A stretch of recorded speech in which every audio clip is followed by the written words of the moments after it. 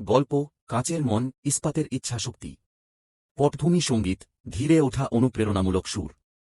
একটি ছোট গ্রাম ছিল, সেখানেই বাস করত এক ছেলেটি, নাম আরব। আরবের মন ছিল অনেক বড়, কিন্তু শরীরটা দুর্বল। লোকে তাকে দুর্বল, অপদার্থ বলে ঠাট্টা করত। স্কুলে, খেলাধুলায় সে সবসময় সবার পেছনে থাকত। কিন্তু তার ভিতরে ছিল একটা নীরব আগুন, নিজেকে কিছু প্রমাণ করার আগুন। একদিন গ্রামে ঘোষণা এল, রাজ্যস্তরের পাহাড়ি দৌড় প্রতিযোগিতা হবে। সবাই হেসে উঠল, এইটা যাবে সেখানে, হাঁটতেই পারে না। কিন্তু আরব ঠিক করল, সে অংশ নেবেই। ভোর 4টায় উঠে দৌড়াত। হাঁপিয়ে যেত, পা ব্যথা করত, কিন্তু থামত না। বৃষ্টি হোক, রোদ হোক, প্রতিদিন সে নিজের সাথে যুদ্ধ চালিয়ে যেত।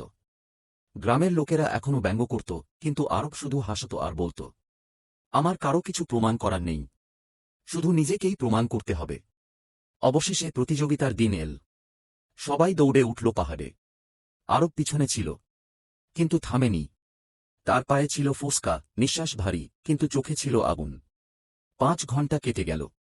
লোকজন ভাবল, সে হেরে গেছে।